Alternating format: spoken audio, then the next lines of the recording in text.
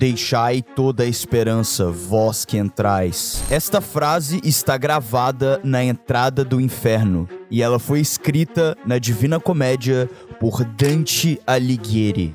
Mas a Divina Comédia não é apenas uma obra de fantasia medieval. O que realmente Dante descreve na Divina Comédia com uma precisão implacável é o que acontece quando alguém encara o seu próprio abismo. Portanto, a Divina Comédia não é apenas uma imaginação, uma fantasia, mas sim um inventário simbólico de culpa, memória e possibilidade de redenção. O que Dante viu no inferno e o que no fundo a Divina Comédia quer realmente nos falar. Eu, o pensador, explico para você.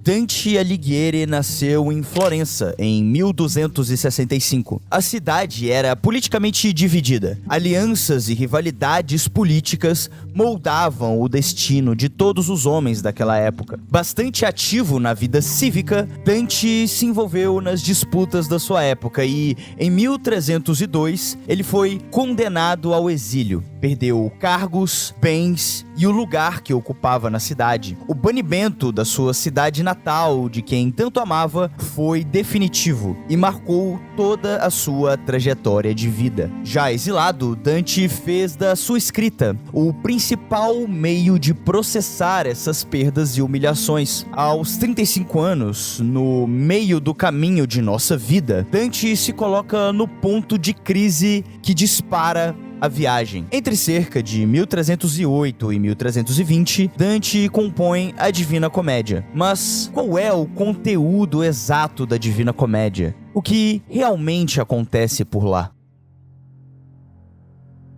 O poema começa na selva escura, no meio do caminho de nossa vida. Surge então Virgílio, o grande poeta do Império Romano, aparece aqui na Idade Média e se oferece como um guia para levar Dante ao inferno. No portão do inferno está escrito a famosa frase: deixai toda a esperança, vós que entrais. Ao longo do inferno, Dante vai descendo por vários círculos do inferno e encontra várias figuras, tanto figuras famosas em toda a história do mundo, quanto figuras que foram impactantes na vida pessoal do próprio Dante, além de demônios, rios e punições distribuídas por vários círculos do inferno. E depois que Dante chega ao fundo do inferno, Virgílio lhe mostra uma outra entrada, mas essa entrada ela não vai descer, e sim subir para o purgatório. Estando no purgatório, Dante precisa subir uma longa montanha em direção ao céu. Porém, durante a passagem do purgatório, ocorre a aparição decisiva de Beatriz.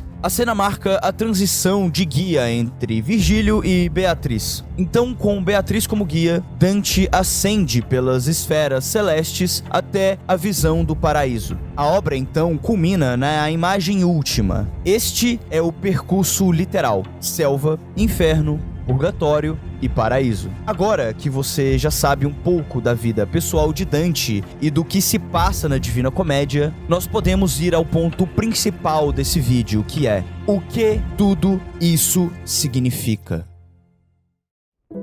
A minha tese é simples e direta. A Divina Comédia funciona como um mapa de individuação. Rapidamente, a individuação é o processo de desenvolvimento do indivíduo para se tornar a sua versão mais completa e única. Em outras palavras, o processo de individuação é você se tornar quem você é. Portanto, a viagem de Dante deixa de ser apenas uma fantasia medieval ou uma teologia ou uma alegoria política e passa a ser uma cartografia de transformação psíquica da sua própria alma. Uma série de cenas e imagens onde o próprio ego encontra os seus desejos, traumas e vontades mais reprimidos. Comecemos pelo inferno. O inferno, no fundo, é uma representação perfeita da sombra, daquilo que existe em cada um de nós, escondido até mesmo de nós mesmos. Cada pecado ali no inferno representa um modo nosso de ser,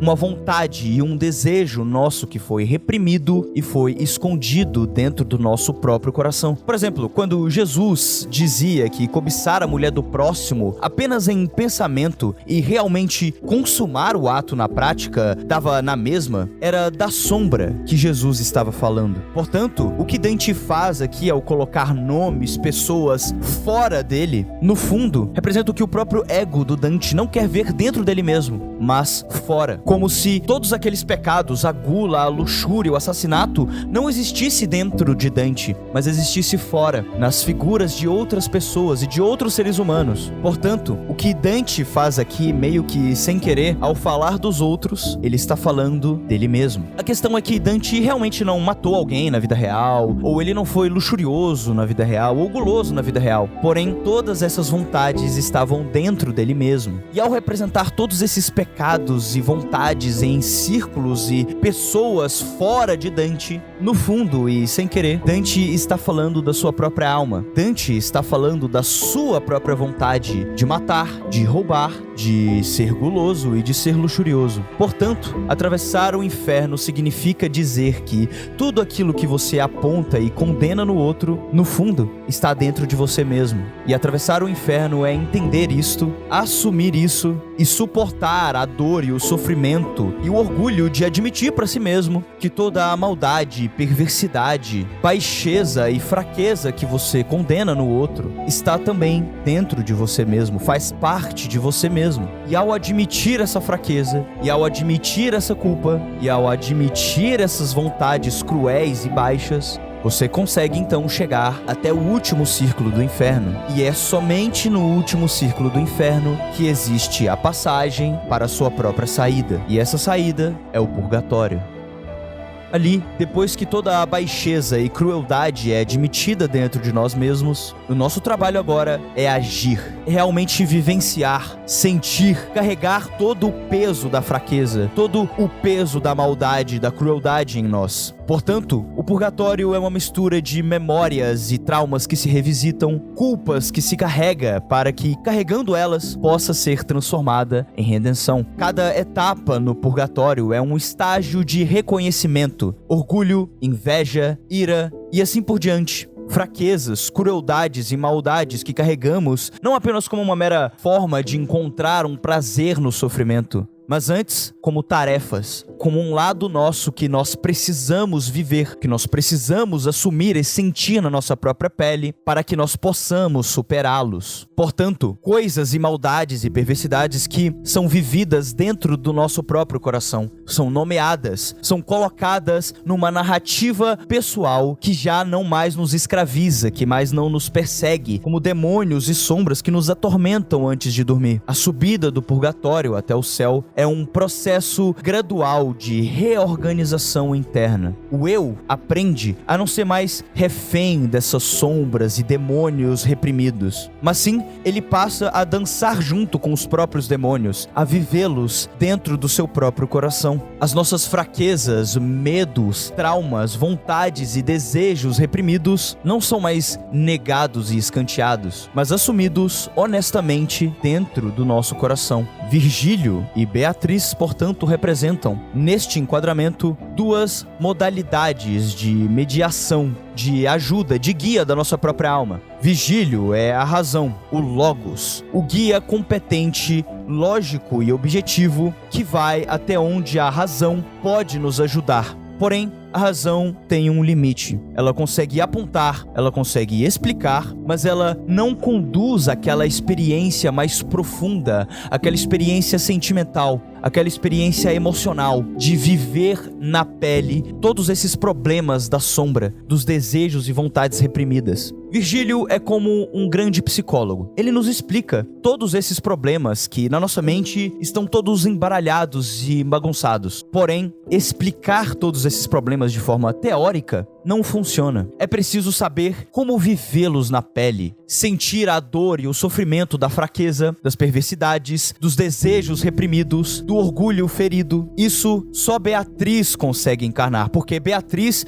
é uma figura da nossa própria alma. A nossa própria alma, o nosso próprio Eros, a nossa própria carne, o nosso próprio espírito, a nossa própria alma, o nosso próprio coração. Portanto, Beatriz é essa mulher que encarna a nossa própria alma e que nos mostra a forma como viver na pele todo o sofrimento de vivenciar o nosso próprio orgulho ferido. Beatriz, portanto, encarna o que Jung chama de ânima, o princípio feminino mediador que permite a nossa própria entrada naquilo que a razão objetiva e lógica não consegue alcançar. É através dela que Dante acessa o que o Jung chamaria de self, esse eu mais profundo, esse eu verdadeiro e único presente dentro de nós. A troca de guia entre Virgílio e Beatriz é, portanto, a passagem necessária de um guia racional e objetivo e teórico para um guia prático, emocional, que integra